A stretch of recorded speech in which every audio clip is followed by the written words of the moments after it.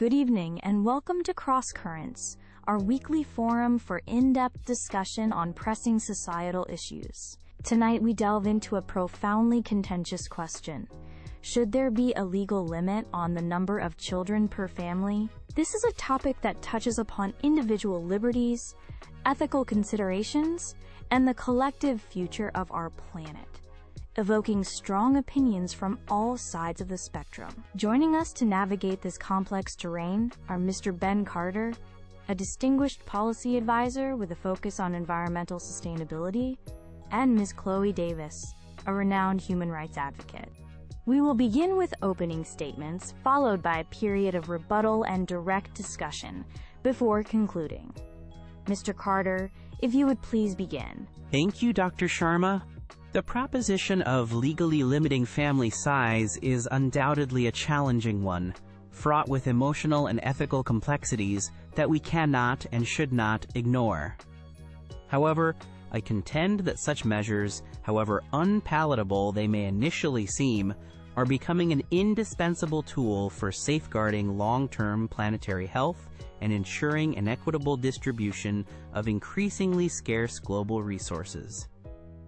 The scientific consensus is unequivocal regarding the anthropogenic pressures exacerbating climate change, resource depletion, be it fresh water, arable land, or vital minerals, and the alarming loss of biodiversity. Unchecked population growth acts as a significant multiplier of these environmental stressors, diminishing our planet's carrying capacity and thereby jeopardizing the well-being of subsequent generations. We have an ethical imperative, I believe, to confront this reality head-on, rather than deferring the crisis to those who will inherit a demonstrably more precarious world. Beyond the ecological arguments, consider the potential socioeconomic benefits. A more stabilized population could alleviate the immense strain on public services such as education and healthcare systems, which are already struggling in many parts of the world. This could, in turn, allow for greater per capita investment in each child, fostering improved developmental outcomes and enhancing overall societal prosperity. It's about intergenerational equity and responsible stewardship. Thank you, Dr. Sharma. Mr. Carter presents a vision of stewardship, but I must fundamentally challenge the premise that such stewardship should extend to the state dictating the most intimate and personal of human decisions, the creation of a family. Imposing legal limits on the number of children a family can have is not merely a, quote, challenging proposition. It is, in my view, a profound infringement upon fundamental human rights, ethically indefensible, and dangerously susceptible to discriminatory application. The right to found a family and to decide freely and responsibly on the number and spacing of one's children is enshrined in numerous international human rights covenants, reflecting a global consensus on the sanctity of reproductive autonomy. To allow state overreach into this domain sets a perilous precedent. Where does such intervention end? What other personal freedoms might be curtailed in the name of a perceived greater good, interpreted by a select few? Furthermore, history is replete with cautionary tales of population control policies that have disproportionately targeted marginalized communities, ethnic minorities, or the economically disadvantaged, often implemented through coercive and inhumane means. The socio-ethical ramifications of such laws are vast, potentially leading to gender imbalance, forced sterilizations or abortions, and creating a society where the state, not individuals, holds ultimate power over procreation. This is a path we must steadfastly refuse to tread.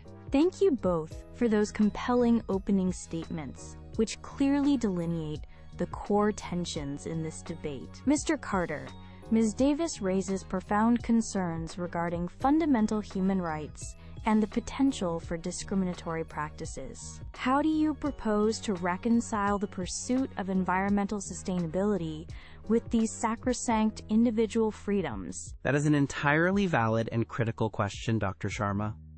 The protection of human rights is paramount, and I am not advocating for a system that tramples them callously. However, I would argue that the discourse on rights must also encompass the collective right to a sustainable environment, to clean air, clean water, and a stable climate. rights that are increasingly imperiled by our current trajectory. Is it not a violation of the rights of future generations to bequeath them a planet stripped of its resources and ecological integrity?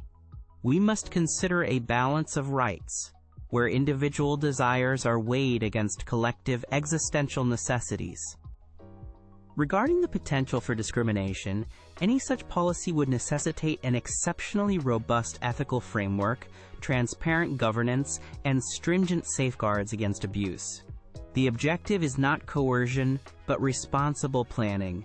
Indeed, a primary focus should be on non-coercive, empowering measures, such as universal access to education, comprehensive family planning services, and the economic empowerment of women, which demonstrably lead to voluntary reductions in fertility rates. However, in scenarios where these measures prove insufficient to avert ecological collapse, the difficult conversation about more direct interventions, framed within a utilitarian calculus of minimizing overall harm, cannot be indefinitely postponed.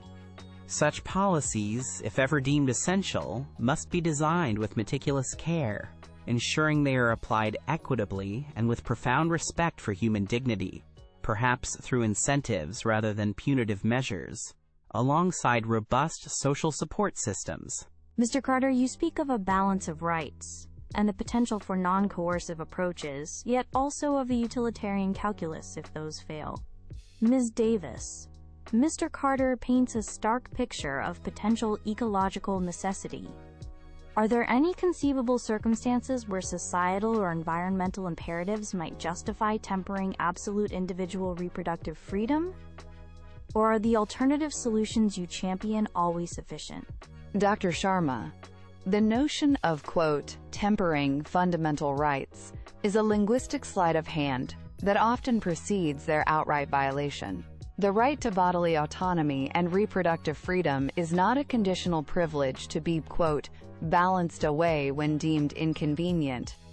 To concede that the state could, under certain ill-defined, quote, circumstances, dictate family size, is to embark upon a very slippery slope, one that historically leads to dystopian outcomes and the erosion of other personal liberties. The assertion that we must choose between human rights and environmental sustainability presents a false dichotomy.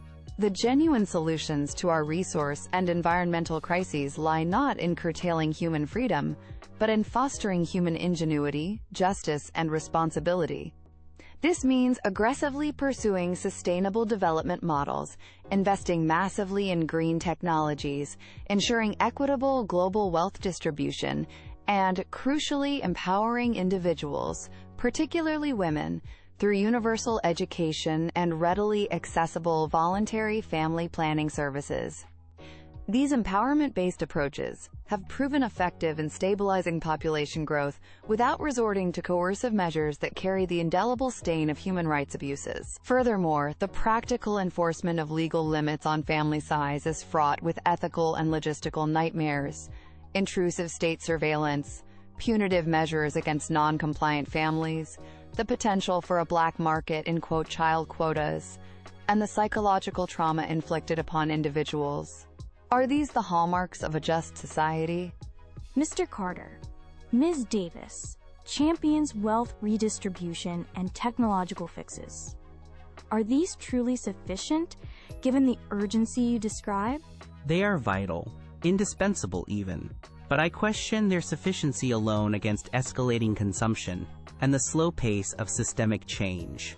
Environmental degradation might outpace these solutions if population pressures aren't also considered as part of a multi-pronged approach. So you see it as one tool among many, potentially?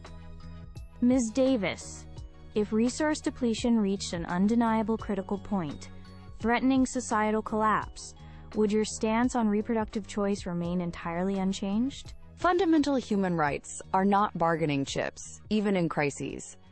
Sacrificing them invites greater dangers. The imperative remains to address the systemic failures, inequitable consumption, lack of sustainable investment, rather than resorting to measures that erode individual autonomy and dignity. But if those systemic failures persist, and the quote, ship is sinking, to use a metaphor, is it not a collective responsibility to consider all available measures, however difficult, to prevent catastrophe, rather than adhering rigidly to principles while disaster unfolds? The sinking ship is often a pretext for authoritarian overreach, Mr. Carter. Who decides the ship is sinking, and whose rights are jettisoned first? History shows such powers are invariably abused, targeting the vulnerable.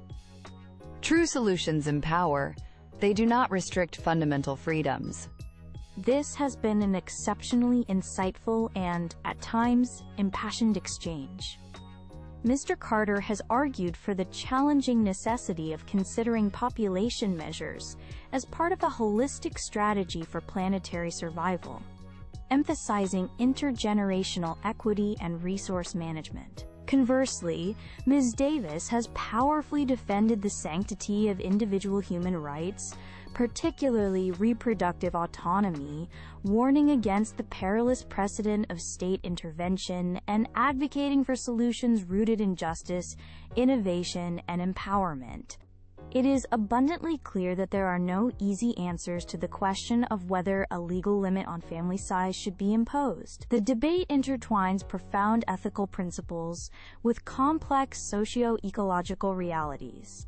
My sincere thanks to both Mr. Ben Carter and Ms. Chloe Davis for their articulate and thought-provoking contributions tonight. This conversation will undoubtedly continue. Good evening.